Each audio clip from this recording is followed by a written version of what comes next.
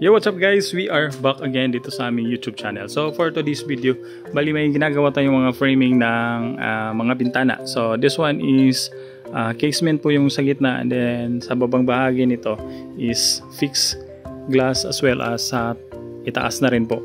Bali meron din po tayo ditong framing na nabuo na natin, and then yung mga casement na window na yan is nandun na po, bali lalagyan na po ng glass. So sa video na to, pakita ko sa inyo or share ko sa inyo yung process natin sa pagkakabit ng yung kapitan ng glass. Bali for the information of everybody, bali hindi na po tayo gumagamit ng SOBC dahil nga po medyo mabusisi, at the same time time consuming po yung pagkakabit, and then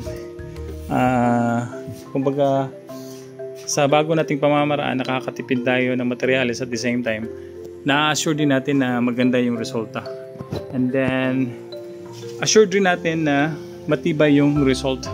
So pakita ko sa inyo yung sample natin.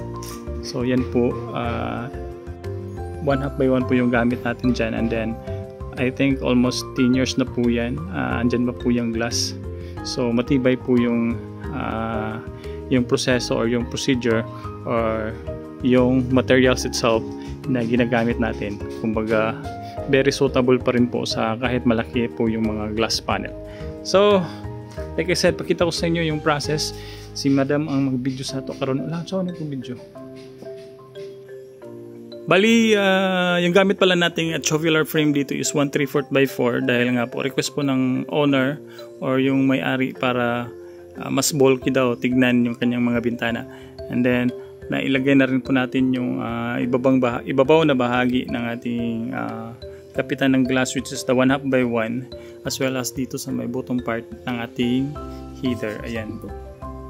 So pakita ko sa inyo yung process. Actually dinidikit or nilalagyan lang naman ng sealant, pero yung dapat yung tandaan is you need to cut yung mga bahagi nito ng exact talaga, exact measurement para maganda po siyang tingnan. Kumbaga walang mga smile dyan.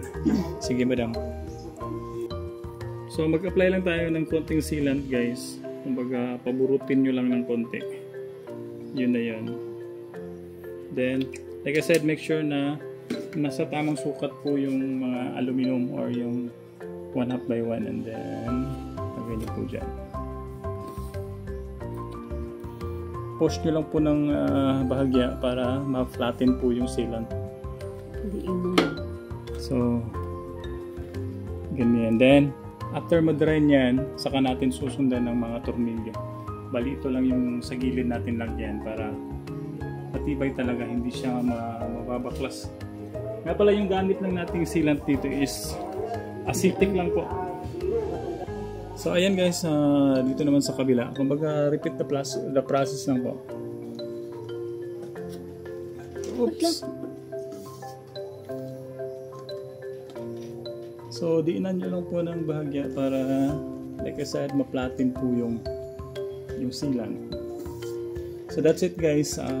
Ida-dry lang natin ito ng mga 3 to or 30 minutes para matigas talaga, then saka natin sundan ng tornilyo para mas matibay.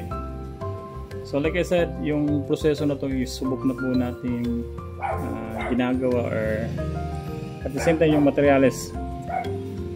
Ito na po yung ginagamit natin as alternatives sa SOBC. Hindi na po tayo gumagamit ng SOBC. Siguro kung sa mga ED door, pwede. But this one, sa mga fix lang, okay na po yung 1/2 by 1. And then, rest assured, malinis at the same time. Very, madali po siyang i-fix yung mga measurement.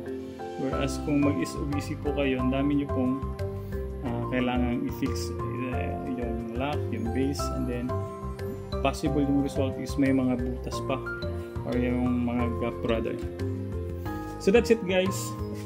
Sana may nakuha kayong konting idea related dito sa ating ginawang publication ng mga fixed glass na casement window na may fix sa heater at saka sa ibang bagay. So that's it for now. Bye bye, and make sure to subscribe our YouTube channel, and then palike and share na lang po nito ang video.